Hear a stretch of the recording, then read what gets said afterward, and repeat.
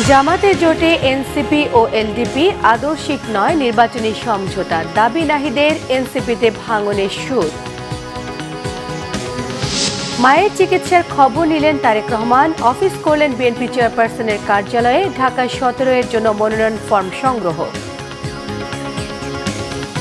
BNP ক্ষমতায় গেলে কোরআন সুন্নাহর বাইরে কিছু করতে দেবে না। ঠাকুরগাঁয়ে মির্জা ফখরুল। নির্বাচন বানচাল চেষ্টার বিরুদ্ধে সতর্ক থাকার আহ্বান। এই সরকারের মেয়াদে হাদি হত্যার বিচারের আশা স্বরাষ্ট্র উপদেষ্টার। ভারতে পালিয়ে গেছে খুনি, বলছে পুলিশ। ইনকিলাব মঞ্চের অবস্থান অব্যাহত। দেখছিলেন ক্রাউন সিমেন্ট সংবাদ শিরোনাম। জামায়াতে ইসলামী সহ 8 দলের সঙ্গে জাতীয় নাগরিক পার্টি এনসিপি এবং কর্নেল অবসরপ্রাপ্ত অলি আহমেদের নেতৃত্বাধীন লিবারেল ডেমোক্রেটিক পার্টি এলডিপি নির্বাচনী জোট হয়েছে। জামাত এবং এনসিপি আলাদা সংবাদ সম্মেলনে ঘোষণা দেয়। জামাতের আমির ডাক্তার শফিক রহমান জানান, কোন দল কত আসনে প্রার্থী দেবে তা এখনও চূড়ান্ত হয়নি। আর এনসিপির আহ্বায়ক নাহিদ ইসলাম বলেছেন, আদর্শিক নয় নির্বাচনী সমঝোতা হয়েছে। রিপোর্ট করছেন মিরাজ হোসেন গাজী। রাজনীতির মাঠে পরস্পর বিরোধী কড়া ভাষায় বক্তব্য দিলেও এবার প্রকাশ্যে ঘোষণা আসলো জামায়াত এনসিপি জোটের। আর এই জোটে আরও যুক্ত হয়েছে কর্নেল অবসরপ্রাপ্ত অলি আহমেদের এলডিপিও। জাতীয় প্রেস ক্লাবে জরুরি সংবাদ সম্মেলনে জামায়াত ইসলামীর আমির ডাক্তার শফিকুর রহমান এই ঘোষণা দেওয়ার সময় পাশেই ছিলেন কর্নেল অলি আহমেদ। আজকে আরো দুটি দল আমাদের সাথে সম্পৃক্ত হয়েছে। জনাব কর্নেল অলি আহমদ বীর বিক্রমের নেতৃত্বে এলডিপি এবং এনসিপি। এনসিপি একটু আগে আমাদের সাথে তাদের বৈঠকটা সমাপ্ত হয়েছে। ডিটেইলসটা জানবেন, আমি বলছি অল্প একটু আমাদের বাকি আছে। আমরা অতি সত্বর আপনাদেরকে তা স্পষ্ট করে দেবো ইনশাল্লাহ। এটা দেশ গঠনের জোট, এটা নির্বাচনের জোট, এটা রাজনৈতিক জোট, এটা সকল ধরনের মানে ওই জোট বলেন আর সমঝোতা বলেন যাই বলেন, এটা সবগুলা পারপাস কভার করার জন্য। এখানে কোনো একক দল কোনো আসন বন্টন করবে না। আমরা যেখানে যার ন্যায্যতা তার ভিত্তিতেই আমরা আলহামদুলিল্লাহ আসনগুলো হাতে তুলে দিব। সবাই সবাইকে তুলে দেবে। এখানে নির্দিষ্ট কোনো দল কাউকে তুলে দিচ্ছে না। আর এনসিপি আলাদা সংবাদ সম্মেলনে আনুষ্ঠানিকভাবে জানিয়েছে, জামায়াতের নেতৃত্বে 8 দলের সঙ্গে যুক্ত হচ্ছেন তারাও। নাহিদ ইসলাম জানান, নির্বাচনের কৌশল হিসেবেই এই জোট। এই নির্বাচনী সমঝোতা এটি একদিকে যেমন নির্বাচনী বৈতরণী পার হওয়ার জন্য, অন্যদিকে আমাদের যেই এনসিপি প্রথম থেকে সংস্কার বিচার প্রশ্নে আমরা কাজ করে যাচ্ছিলাম, সেই সংস্কার বিচার এবং আধিপত্যবাদ বিরোধী, দুর্নীতি বিরোধী এই বিষয়গুলোতে আমাদের ন্যূনতম কর্মসূচিও থাকবে। এনসিপি তার অবস্থানেই আছে এবং এনসিপির সাথে আমরা একটা বৃহত্তর ঐক্য করেছি বাংলাদেশের বর্তমান প্রেক্ষাপট অনুযায়ী, এবং যেটা মূলত নির্বাচনকে কেন্দ্র করে। ফলে নির্বাচনকে কেন্দ্র করেই আমাদের এই যাত্রাটা থাকবে। কিন্তু এনসিপি তার লক্ষ্য আদর্শ অনুযায়ী কাজ করবে, অন্য দলগুলো তার লক্ষ্য আদর্শ অনুযায়ী কাজ করবে। জোটের নেতারা জানিয়েছেন, আলাপ আলোচনার মাধ্যমে বিভিন্ন আসনে সমঝোতা হয়েছে। আগের 8 দলের সঙ্গে নতুন করে এনসিপি ও এলডিপি নির্বাচনী সমঝোতায় যুক্ত হওয়ায় জোটে দলের সংখ্যা দাঁড়ালো 10-এ। মিরাজ হোসেন গাজী, বাংলা ভিশন, ঢাকা। এদিকে জামাতের সঙ্গে গাঁটছড়া বাঁধতে গিয়ে এনসিপিতে ভাঙনের সুর। তাসনিম জারার পর এবার পদত্যাগী দলের আরেক সিনিয়র নারী নেত্রী তাসনভা জাবিন। এছাড়াও জামাতের সঙ্গে সমঝোতায় আপত্তি জানিয়ে এনসিপির আহ্বায়ক নাহিদ ইসলামকে চিঠি দিয়েছেন দলের 30 জন কেন্দ্রীয় নেতা। রিপোর্ট করছেন নাবিল জাহাঙ্গীর। আসন্ন ত্রয়োদশ জাতীয় সংসদ নির্বাচনকে সামনে রেখে 30টি আসনের বিনিময়ে জামাতের সাথে নির্বাচনী সমঝোতায় এনসিপি। আর এই জোটকে কেন্দ্র করে এনসিপিতে দেখা দিয়েছে অস্থিরতা। শনিবার সন্ধ্যায় পদত্যাগের কথা জানান দলটির জ্যেষ্ঠ যুগ্ম সদস্য সচিব ও ঢাকা 9 আসনের মনোনীত প্রার্থী ডাক্তার তাসনিম জারা। ফেসবুক পোস্টে তিনি জানান, বাস্তবিক প্রেক্ষাপটে তিনি এই সিদ্ধান্ত নিয়েছেন। এনসিপির পরিবর্তে একই আসন থেকে স্বতন্ত্র প্রার্থী হিসেবে প্রতিদ্বন্দ্বিতার ঘোষণা দেন তিনি। শনিবার সন্ধ্যায় দলটির আরও 30 জন নেতা জামায়াতের সাথে সম্ভাব্য জোটের বিরোধিতা করে এনসিপি আহ্বায়ক নাহিদ ইসলামকে চিঠি লেখেন। সেখানে তারা বলেন, জামাত ইসলামের রাজনৈতিক ইতিহাস এবং 5 আগস্ট পরবর্তী সময়ে ছাত্র শিবিরের কর্মকাণ্ড বাংলাদেশের গণতান্ত্রিক চেতনা এবং এনসিপির সাথে সাংঘর্ষিক। রবিবার সকালে ফেসবুক পোস্টে ক্ষোভের কথা জানান এনসিপির জ্যেষ্ঠ যুগ্ম আহ্বায়ক সামান্তা শারমিন। তিনি বলেন, জামাতের সাথে জোটে গেলে এনসিপিকে ভবিষ্যতে কঠিন মূল্য দিতে হবে। এদিন পদত্যাগ করেন দলটির আরেক যুগ্ম আহ্বায়ক এবং ঢাকা 17 আসনের মনোনীত প্রার্থী তাসনুভা জাবিন। তিনি বলেন, জামাতের সাথে জোট নতুন কোনো ঘটনা নয়, বরং এটি পরিকল্পিত। নাটক সাজিয়ে এতদূর আনা হয়েছে। এই প্রক্রিয়াটা আগে থেকেই পরিকল্পিত ছিল, এভাবেই প্ল্যান করে এটাকে এতটুকু নিয়ে আসা হয়েছে। প্রথম দফাই এনসিপি নিজের সক্রিয়তাটা প্রতিষ্ঠা না করে জামাতের সাথে জোট করলে মানে এনসিপি কে আর আলাদা করা যাবে না। এটা যদি 5 বছর পর একটা রাজনৈতিক কৌশল হিসেবে জোট হতো তখন এটা হতো। তবে এসব ঘটনায় এনসিপির সদস্য সচিব আক্তার হোসেন বলছেন, কয়েকজনের পদত্যাগে দলে কোনো প্রভাব পড়বে না। এটা একটা রাজনৈতিক দলের বিকাশের ক্ষেত্রেই পদত্যাগ বা যোগদান করা এটা খুবই স্বাভাবিক একটা ঘটনা প্রবাহ। আমরা পার্টির যারা নেতৃত্ব আছি, পার্টির যারা সাধারণ সদস্যরা যারা আছি, আমরা পার্টির সিদ্ধান্তের প্রতি আমরা অটল থাকবো এবং আমরা মোটা থেকে যেটা চাই যে বাংলাদেশে একটা নতুন রাজনীতি দাঁড় করানো প্রয়োজন। যদি কারো কোনো ভিন্নমত থাকে সেটাকেও আমরা সম্মান জানাই এবং আমরা মনে করি যে এই ভিন্নমত, এই পার্টির যে গণতন্ত্রের চর্চা, এই সমস্ত কিছুর চর্চার মধ্য দিয়ে জাতীয় নাগরিক পার্টি সামনের বাংলাদেশে নেতৃত্বের জায়গায় আসীন হবে। জামাতের সাথে জোটকে কেন্দ্র করে দলে সৃষ্ট অস্থিরতা এনসিপিকে নির্বাচনের আগে ব্যাকফুটে ঠেলে দিতে পারে বলে মনে করছেন দলটির সাথে সংশ্লিষ্ট অনেকেই। নাবিল জাহাঙ্গীর, বাংলা ভিশন, ঢাকা। গুরুতর অসুস্থ বিএনপি চেয়ারপারসন বেগম খালেদা জিয়ার শারীরিক অবস্থার খবর নিয়েছেন ছেলে তারেক রহমান। রবিবার রাত 11টার দিকে এভারকেয়ার হাসপাতালে প্রবেশ করেন বিএনপির ভারপ্রাপ্ত চেয়ারম্যান তারেক রহমান। কর্তব্যরত চিকিৎসকদের কাছে মায়ের শারীরিক অবস্থার খোঁজ খবর নেন তিনি। প্রায় 1 ঘণ্টা সেখানে অবস্থান করেছেন। এ সময় স্ত্রী ডাক্তার জোবায়দা রহমান তার সঙ্গেই ছিলেন। নানা শারীরিক জটিলতা নিয়ে অনেক দিন ধরে এভারকেয়ার হাসপাতালে চিকিৎসাধীন বেগম খালেদা জিয়া। শনিবার মধ্যরাত থেকে আবারও জটিল বিএনপি চেয়ারপারসন বেগম খালেদা জিয়ার শারীরিক অবস্থা। এর আগে প্রথমবারের মতো গুলশানের কার্যালয়ে যান বিএনপির ভারপ্রাপ্ত চেয়ারম্যান তারেক রহমান। বেশ কিছু সময় ধরে দলের স্থায়ী কমিটির সদস্য সহ বিভিন্ন পর্যায়ের নেতাদের সঙ্গে সৌজন্য সাক্ষাৎ করেন তিনি। পরে বিএনপির স্থায়ী কমিটির সদস্য আমির খসরু মাহমুদ চৌধুরী জানান, দেশের মানুষ যে পরিবর্তনের স্বপ্ন দেখছেন, তারেক রহমানের প্রত্যাবর্তনে তাদের সেই স্বপ্ন বাস্তবায়িত হবে। রিপোর্ট করছেন আহমেদ সরওয়ার। বেলা 1:30 দিকে গুলশান এভিনিউর 196 নম্বর বাসা থেকে বের হন বিএনপির ভারপ্রাপ্ত চেয়ারম্যান তারেক রহমান।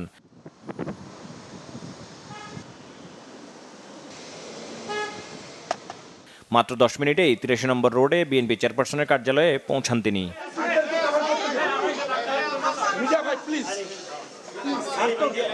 এ সময় দলের স্থায়ী কমিটির সদস্য সহ বিভিন্ন পর্যায়ের নেতারা তাকে স্বাগত জানান।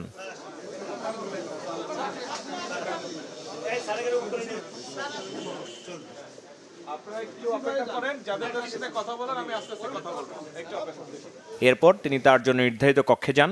সেখানে স্থায়ী কমিটির সদস্যদের সাথে সৌজন্য বিনিময় এবং বিভিন্ন বিষয় নিয়ে আলোচনাও করেন।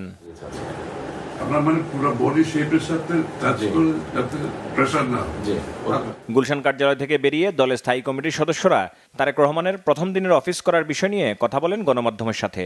আমাদের ফিলিং, অনুভূতিটা আপনারা বুঝতেই পারছেন।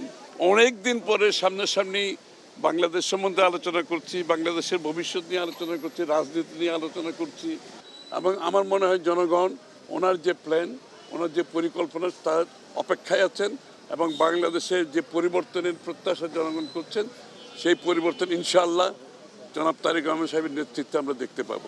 আমরা নির্বাচন সংক্রান্তই যে সকল বিষয় আশয় আছে এগুলো নিয়ে আমরা আলাপ আলোচনা করেছি এবং আমরা নির্বাচন কমিশনকে সহযোগিতা করার জন্য আমরা সিদ্ধান্ত নিয়েছি। দলের ভারপ্রাপ্ত চেয়ারম্যানের প্রথম কার্যালয়ে আসার খবর শুনে ভিড় জমান বিভিন্ন পর্যায়ের নেতাকর্মীরা। আহমেদ সরওয়ার, বাংলা ভিশন, ঢাকা। আসন্ন ত্রয়োদশ জাতীয় সংসদ নির্বাচনে ঢাকায় 17 থেকে নির্বাচন করতে যাচ্ছেন বিএনপির ভারপ্রাপ্ত চেয়ারম্যান তারেক রহমান। তার পক্ষে মনোনয়ন ফর্ম সংগ্রহ করা হয়েছে। মনোনয়নপত্র সংগ্রহ ও জমার আর মাত্র একদিন বাকি। বিএনপি এবং জামাতের অনেক প্রার্থী রবিবার মনোনয়নপত্র জমা দিয়েছেন। ভোটাররা ভোট দেওয়ার মধ্য দিয়ে নির্বাচন বানচালের সকল ষড়যন্ত্র দূর করবে বলে মনে করছেন প্রার্থীরা। বিস্তারিত সৈকত সাদিকের প্রতিবেদনে। বিএনপির ভারপ্রাপ্ত চেয়ারম্যান তারেক রহমান নির্বাচন করবেন বগুড়া ৬ আসনের পাশাপাশি রাজধানীর গুরুত্বপূর্ণ আসন ঢাকা ১৭ থেকে। রবিবার সকালে বিএনপির চেয়ারপারসনের একান্ত সচিব ABM আব্দুল সাত্তার, ঢাকা বিভাগীয় কমিশনার ও রিটার্নিং অফিসার শরফুদ্দিন আহমেদ চৌধুরীর কাছ থেকে এই মনোনয়ন ফর্ম সংগ্রহ করেন। বাংলাদেশ জাতীয়তাবাদী দল বিএনপির মাননীয় ভারপ্রাপ্ত চেয়ারম্যান জনাব তারেক রহমান গুলশান এলাকার ঢাকা ১৭ জনগণের আগ্রহ এবং দাবির প্রেক্ষিতে উনি সিদ্ধান্ত নিয়েছেন এই আসন থেকে আগামী জাতীয় সংসদ নির্বাচনে অংশগ্রহণ করার। তার পক্ষ থেকে আজকে আমি রিটার্নিং অফিসার এবং ঢাকার বিভাগীয় কমিশনার কাছ থেকে মনোনয়নপত্র সংগ্রহ করলাম এবং ইনশাআল্লাহ আগামীকাল তার পক্ষ থেকে এটা আবার এই অফিসে আমরা দাখিল করব। ঢাকা ৪ থেকে ঢাকা ১৮ আসনের মনোনয়ন ফর্ম সংগ্রহ ও দাখিল করতে আসেন বিভিন্ন রাজনৈতিক দল ও স্বতন্ত্র প্রার্থীদের প্রতিনিধিরা। সকল দল তারা গণতান্ত্রিক উপায়ে আগামী নির্বাচনটিতে তারা অংশগ্রহণ করবে এবং প্রত্যেকটি জনগণ তারা যাতে নির্ভয়ে নির্বিঘ্নে বিনা বাধায় ভোট কেন্দ্রে গিয়ে তাদের পছন্দসই প্রার্থীকে ভোট দিয়ে একটি গণতান্ত্রিক সরকার নির্বাচিত করতে পারে, সেই লক্ষ্যে আমরা কাজ করে যাব ইনশাআল্লাহ। বিএনপির বিভিন্ন আসনের প্রার্থীরাও মনোনয়ন ফর্ম জমা দিয়ে গণমাধ্যমের সাথে কথা বলেন। ভোটাররা এবার ভোটের মাধ্যমে সকল ষড়যন্ত্র মোকাবেলা করবেন বলে জানান তারা। একটা গোষ্ঠীও আছে তারা নির্বাচন ভণ্ডুল করতে চায়, সেই নির্বাচনটা তারা আপনার নস্যাৎ করতে চায়, গণতন্ত্রের উত্তরণ চায় না, এই শক্তি সক্রিয় আছে। কিন্তু মনে রাখতে হবে এই চ্যালেঞ্জ রাজনৈতিক নেতাদেরকে সাহসের সাথে মোকাবেলা করতে হবে। আমরা একটি অবাধ, সুষ্ঠু, নিরপেক্ষ নির্বাচনের মাধ্যমে জনগণের সরকার প্রতিষ্ঠা করব ইনশাআল্লাহ। মনোনয়ন ফর্ম জমা দেয়া পিছিয়ে নেই জামায়াতে ইসলামী, বাম ও স্বতন্ত্র প্রার্থীরা। সব প্রার্থীরা জয়ের ব্যাপারে আশাবাদ ব্যক্ত করেন। জুলাই অভ্যুত্থান পরবর্তী এই নির্বাচনে জুলাইয়ের আকাঙ্ক্ষা বাস্তবায়নের দিকে জোর দেন প্রার্থীরা। জুলাইয়ের যে পরিবর্তনের যে আশা, আধিপত্যবাদের বিরুদ্ধে যে আশা রেখেছে জনগণ, আমি দৃঢ় বিশ্বাসী এদেশের জেনারেশন বর্তমানে কোনো দলকে দেখে, মার্কাকে দেখে ভোট এবার আর দিবে না। বিএনপি, জামাত, এনসিপি কিংবা বাম দল মিলে ঢাকায় কতজন প্রার্থী চূড়ান্ত মনোনয়ন জমা দিবে তা জানতে অপেক্ষা করতে হবে আগামীকাল পর্যন্ত। সৈকত সাদিক, বাংলা ভিশন, ঢাকা। ভোটার তালিকায় অন্তর্ভুক্ত হয়েছেন বিএনপির ভারপ্রাপ্ত চেয়ারম্যান তারেক রহমান এবং তার কন্যা জায়মা রহমান।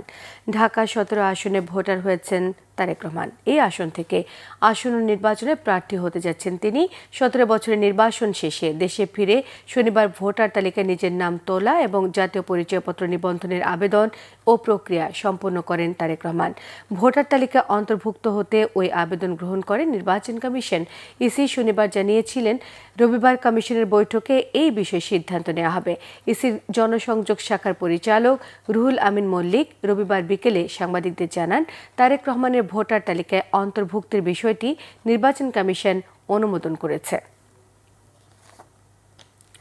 জামায়াতে ইসলামের সঙ্গে জাতীয় নাগরিক পার্টি এনসিপির জোটের বিষয়টি যার যার দলীয় সিদ্ধান্ত, তবে ঘোষিত আদর্শের সঙ্গে এনসিপির বর্তমান সিদ্ধান্ত মেলে না বলে জানিয়েছেন বিএনপি স্থায়ী কমিটির সদস্য নজরুল ইসলাম খান। রবিবার দুপুরে আগারগাঁও নির্বাচন ভবনে প্রধান নির্বাচন কমিশনার এএমএম নাসির উদ্দিনের সঙ্গে সাক্ষাৎ শেষে সাংবাদিকদের এসব কথা জানান তিনি। নজরুল ইসলাম খান জানান, আরপিওতে না থাকা সত্ত্বেও মনোনয়ন জমা দেওয়ার কাগজপত্রে সন্তানের সম্পদের হিসেব জমা দেওয়ার বিষয়টি জটিলতা সৃষ্টি করছে। এ বিষয়ে বৈঠকে আলোচনা হয়েছে। এছাড়াও নির্বাচনের সামাজিক মাধ্যমে এআই এর অপব্যবহার নিয়ে আলোচনা হয়েছে। এআই এর অপব্যবহার এবং অপপ্রচারের বিরুদ্ধে ইসির জোরালো পদক্ষেপ চায় বিএনপি। বিএনপি মহাসচিব মির্জা ফখরুল ইসলাম আলমগীর বলেছেন, বিএনপি ক্ষমতায় গেলে কোরআন সুন্নাহ অনুযায়ী দেশ চালানো হবে। রবিবার ঠাকুরগাঁও শহরে অন্যতম সমাজ কল্যাণ প্রতিষ্ঠান মানব কল্যাণ পরিষদের ট্রেনিং সেন্টার মাঠে জেলার আলেম ওলামাদের সঙ্গে মতবিনিময় সভায় এসব কথা বলেন ফখরুল। তারেক রহমানের স্বদেশ প্রত্যাবর্তনের মধ্য দিয়ে মানুষ স্বতঃস্ফূর্তভাবে আবারও রাজপথে ছড়িয়ে পড়েছে উল্লেখ করে তিনি জানান, সেখানে তিনি যে বক্তব্য রেখেছেন তা দেশের আলেম ওলামারা সবাই পছন্দ করেন। মির্জা ফখরুল আরও জানান, নির্বাচন বানচালের চেষ্টা করা হচ্ছে, সবাইকে সতর্ক থাকতে হবে। জুলাই যোদ্ধাদের বীরত্বের কথা উল্লেখ করে তিনি ওসমান হাদি, আবু সাইদ সহ সকল জুলাই যোদ্ধা এবং মুক্তিযুদ্ধের সকল শহীদদের অবদান স্মরণ করেন।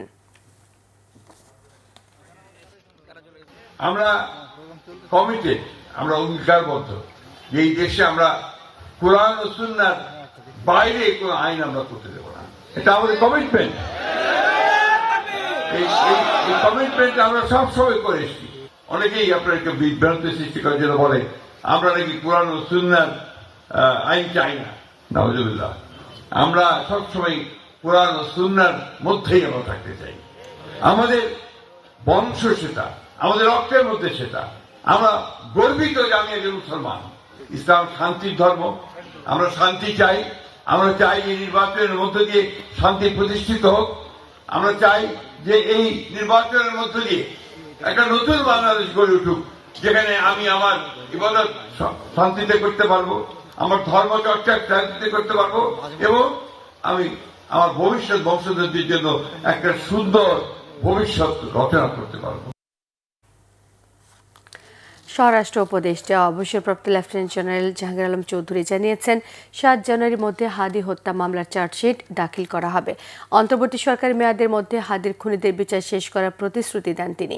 রবিবার সচিবালয়ে আইন শৃঙ্খলা সংক্রান্ত কোর কমিটির সভা শেষে এক ব্রিফিংয়ে এই প্রতিশ্রুতি দিয়েছেন স্বরাষ্ট্র উপদেষ্টা। তিনি আরও জানান, হাদি হত্যার ঘটনায় 11 জনকে গ্রেফতার করা হয়, 6 জন আদালতেও স্বীকারোক্তিমূলক জবানবন্দি দেন। ইনকিলাব মঞ্চের মুখপাত্র শরীফ ওসমান হাদি হত্যা মামলার তদন্ত কাজ শেষ পর্যায়ে বলেও জানান স্বরাষ্ট্র উপদেষ্টা। তিনি আরও জানান, বিভিন্ন দলের কিছু নেতাকর্মী না জেনে ফ্যাসিস্টের দোসর, সন্ত্রাসী এবং দুষ্কৃতকারীদের দলের জায়গা করে দিচ্ছেন। হাদির মতো হত্যাকাণ্ড এড়াতে এ বিষয়ে রাজনৈতিক দলগুলোকে সচেতন হতে হবে। দলের ভেতরে আড়ি পেতে থাকা সুবিধাবাদী এবং দুষ্কৃতিকারীদের বিরুদ্ধে ব্যবস্থা নিতে আইন শৃঙ্খলা বাহিনীর সহযোগিতা নেওয়ার আহ্বান জানান স্বরাষ্ট্র উপদেষ্টা। মামলাটি তদন্তের শেষ পর্যায়ে রয়েছে। আগামী 10 দিনের মধ্যে 7 জানুয়ারি 2026 এই মামলায় চার্জশিট দেওয়া সম্ভব হবে বলে আশা করছি।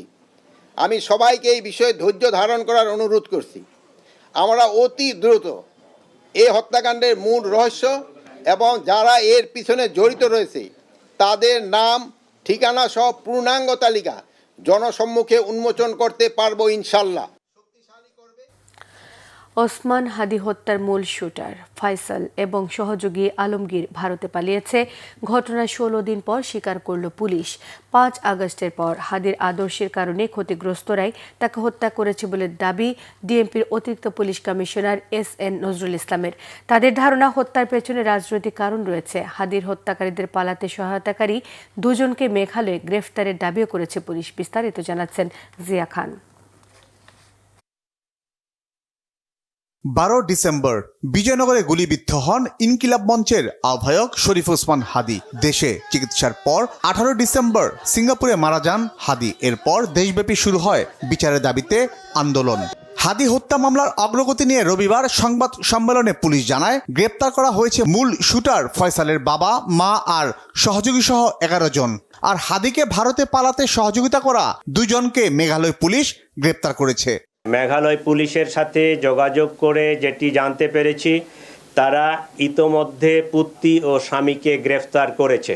হত্যাকাণ্ডটি পূর্ব পরিকল্পিত হওয়ায় আসামি শনাক্তের আগেই তারা সীমান্ত দিয়ে ভারতে পালিয়ে যায় বলে দাবি করেন গোয়েন্দারা। ফয়সাল ও আলমগীর ঘটনার পরপরই ঢাকা হতে সিএনজি করে আমিনবাজারে যায়। পরবর্তীতে তারা মানিকগঞ্জের কালামপুর যায়। সেখান থেকে পূর্ব পরিকল্পনা অনুযায়ী একটি প্রাইভেট কারে করে ময়মনসিংহের হালুয়াঘাটে পৌঁছে। ঘটনাটি তাদের পূর্ব পরিকল্পিত ছিল। এই জন্য আসামিদেরকে চিহ্নিত করার পূর্বেই তারা সীমান্ত পাড়ি দিতে সক্ষম হয়। হালুয়াঘাটের পূর্বে মুন ফিলিং স্টেশনে জনৈক ফিলিপ এবং সঞ্জয় তাদেরকে গ্রহণ করার জন্য অপেক্ষা করতে থাকে। ফিলিপ তাকে সীমান্ত পার করে ভারতের মেঘালয় রাজ্যে জনৈক পুত্তির নিকট হস্তান্তর করে। হাদি হত্যার মোটিভ সম্পর্কেও ধারণা দেয় পুলিশ। 5 আগস্টের পরবর্তীতে এই ইনকিলাব মঞ্চের হাদি খুবই ভোকাল ছিল এবং তার কথাবার্তা খুবই স্পষ্ট ছিল এবং সে একটা আদর্শকে হোল্ড করে। তাহলে এই আদর্শ বা এই 5 আগস্টে যারা ক্ষতিগ্রস্ত, আমরা ধারণা করতে পারি বা অনুমান করতে পারি যে হত্যাকাণ্ডের পিছনে তারাই জড়িত। নেপথ্যের বিষয়টা এই মুহূর্তে বলতেছি না, তবে আমরা 2-4 জন সংশ্লিষ্টতা পাচ্ছি এবং এটা কিছুটা রাজনৈতিক কারণ হতে পারে, আমরা এইটুকুই বলতে চাই। ভারতের সাথে বাংলাদেশের বন্দি বিনিময় চুক্তি থাকায় মূল সন্দেহভাজন ফয়সালের অবস্থান শনাক্ত হলে ভারত সহযোগিতা করবে এমন আশা পুলিশের। এ যাবৎ এ ঘটনা জিয়া খান, বাংলা ভিশন, ঢাকা। শহীদ শরীফ ওসমান বিন হাদি হত্যার বিচারের দাবিতে শাহবাগ মোড় অবরোধ করে অবস্থান কর্মসূচি চালিয়ে যাচ্ছে ইনকিলাব মঞ্চ। প্রয়োজনে কর্মসূচি মাসব্যাপী চলবে বলে ঘোষণা দিয়েছেন সংগঠনের নেতারা। আগামী 10 দিনের মধ্যে হাদি হত্যা মামলার চার্জশিট দেওয়া হবে। স্বরাষ্ট্র উপদেষ্টার এমন আশ্বাসকে বিশ্বাসযোগ্য নয় বলে তারা জানান। বলেন, কোনো আশ্বাস নয়, হাদি হত্যার বিচারই একমাত্র সমাধান। দ্রুত সময়ের মধ্যে হাদি হত্যার বিচার শেষ না করলে আরও কঠোর কর্মসূচির হুঁশিয়ারি তাদের। কোনো অদৃশ্য চাপের কারণে দেশি গোয়েন্দা সংস্থাগুলো হাদির হত্যাকারীদের তথ্য দিতে পারছে না বলে অভিযোগ করেছেন ইনকিলাব মঞ্চের নেতারা। এদিকে ইনকিলাব মঞ্চ শাহবাগ মোড় অবরোধ করায় যান চলাচল ব্যাহত হয়ে ভোগান্তিতে সাধারণ মানুষ। এখন আমাদের ডিজিএফআই, এনএসআই, ডিবি এরা অনেক পাওয়ারফুল, এরা এখন কিছু করতে পারতেছে না। কেন? তারা কোনো চাপের কারণে ধরতেছে না, বা তাদের উপরে বড় কোনো চাপ আছে এই কারণে তারা ধরতে পারতেছে না। যতদিন পর্যন্ত না হাদিবার বিচার না হবে, হাদিবার হত্যার বিচার না হবে, ততদিন পর্যন্ত আমরা রাজপথে থাকব। দেশের 26তম প্রধান বিচারপতি হিসেবে শপথ নিয়েছেন সুপ্রিম কোর্টের আপিল বিভাগের বিচারপতি জুবার রহমান চৌধুরী। রবিবার সকালে বঙ্গভবনের দরবার হলে তাকে শপথ পড়িয়েছেন রাষ্ট্রপতি মোহাম্মদ শাহাবুদ্দিন। শপথ অনুষ্ঠানে উপস্থিত ছিলেন প্রধান উপদেষ্টা প্রফেসর ডক্টর মোহাম্মদ ইউনুস, ছিলেন উপদেষ্টা পরিষদের সদস্য, বিচারপতি, 3 বাহিনীর প্রধান, সুপ্রিম কোর্টের আইনজীবীরা। বিচারপতি সৈয়দ রেফাত আহমেদের উত্তরসূরি হিসেবে আপিল বিভাগের বিচারপতি জুবার রহমান চৌধুরীকে প্রধান বিচারপতি নিয়োগ দিয়ে প্রজ্ঞাপন জারি হয় গত 23 ডিসেম্বর। জুলাই গণ অভ্যুত্থানে আওয়ামী লীগ সরকারের পতনের পর গত বছরের 11 আগস্ট দেশের 25তম প্রধান বিচারপতি হন বিচারপতি সৈয়দ রেফাত আহমেদ। এরপর প্রধান বিচারপতি হলেন বিচারপতি জুবার রহমান চৌধুরী। তার মেয়াদ শেষ হবে 2028 সালের 17 মে। জুবার রহমান চৌধুরী 1985 সালে জজ কোর্ট, 1987 সালে সুপ্রিম কোর্টের হাইকোর্ট বিভাগে আইনজীবী হিসেবে তালিকাভুক্ত হন। হাইকোর্টের অতিরিক্ত বিচারক হন 2003 সালের 27 আগস্ট। নিয়োগ স্থায়ী হয় 2005 সালে, আর আপিল বিভাগের বিচারক হিসেবে শপথ নেন 2024 সালের 13 আগস্ট। সোনারগাঁও ইউনিভার্সিটির দ্বিতীয় সমাবর্তন অনুষ্ঠিত হয়েছে। রাজধানীর আন্তর্জাতিক কনভেনশন সিটি বসুন্ধরাতে আয়োজিত সমাবর্তনে প্রধান অতিথি এবং সভাপতিত্ব করেন শিশু বিষয়ক ও সমাজ কল্যাণ মন্ত্রণালয়ের উপদেষ্টা শারমিন এস মুর্শেদ। সমাবর্তন বক্তা ছিলেন তথ্য ও সম্প্রচার উপদেষ্টা সৈয়দ রেজওয়ানা হাসান। সমাবর্তনে বিশেষ অতিথি ছিলেন বাংলাদেশ অ্যাক্রেডিটেশন কাউন্সিলের chairman professor doctor Mezbauddin Ahmed, Sonargaon ইউনিভার্সিটির ট্রাস্টি বোর্ডের চেয়ারম্যান ও প্রতিষ্ঠাতা engineer Abdul Aziz, general secretary ও প্রতিষ্ঠাতা ইঞ্জিনিয়ার মোহাম্মদ আব্দুল আলিম, ট্রাস্টি বোর্ডের কার্যনির্বাহী সদস্য অ্যাডভোকেট উম্মে সালমা, ট্রাস্টি বোর্ডের উপদেষ্টা আজিজুল বারী শিপু এবং এল মীর আব্দুল আলিম, ইউনিভার্সিটির উপাচার্য প্রফেসর শামীম আরা হাসান, ভারপ্রাপ্ত উপ উপাচার্য professor Bulbul Ahmed, treasurer professor doctor Mohammad Ekramul Islam এবং ডিন, বিভাগীয় প্রধান, শিক্ষক এবং শিক্ষার্থীরা সমাবর্তনে উপস্থিত ছিলেন। এবারে সমাবর্তনে 13 জন শিক্ষার্থীকে চ্যান্সেলার্স গোল্ড মেডেল এবং 83 জন শিক্ষার্থীকে ভাইস চ্যান্সেলার্স গোল্ড মেডেল সহ মোট 96 জন কৃতী শিক্ষার্থীকে স্বর্ণপদক প্রদান করা হয়।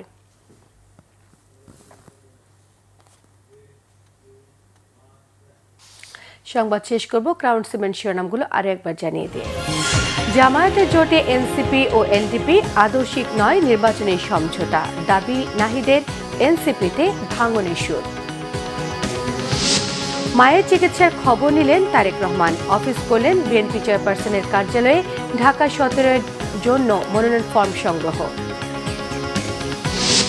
বিএনপি ক্ষমতায় গেলে কোরআন সুন্নাহর বাইরে কিছুই করতে দেবে না, ঠাকুরগাঁওয়ে মির্জা ফখরুল।